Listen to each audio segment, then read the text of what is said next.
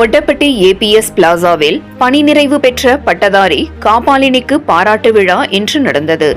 பென்னாகரம் மிக பிற்படுத்தப்பட்டோர் அரசு மாணவியர் நலவிடுதியில் பணியாற்றியவர் பட்டதாரி காபாலினி விநாயக சுந்தரி ஆகும்.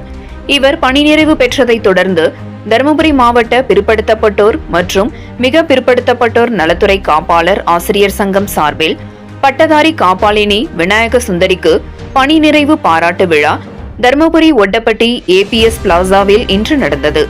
இந்த நிகழ்ச்சிக்கு மாவட்ட தலைவர் தேவன் தலைமை தாங்கினார். மாவட்ட பொருளாளர் வேலு விழாவில் பங்கேற்ற அனைவரையும் வரவேற்று பேசினார்.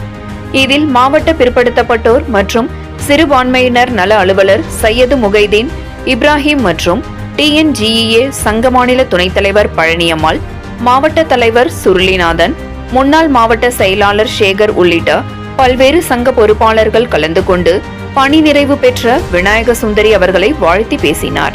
பின்னர் அவருக்கு நினைவு பரிசு மற்றும் பொன்னாடை போர்த்தி கௌரவித்தனர். இந்த நிகழ்ச்சியில் சங்க நிர்வாகிகள், சங்க உறுப்பினர்கள் உள்பட பலர் கலந்து கொண்டனர். முடிவில் சங்க மாவட்ட இணைச் செயலாளர் தினமணி நன்றி கூறினார்.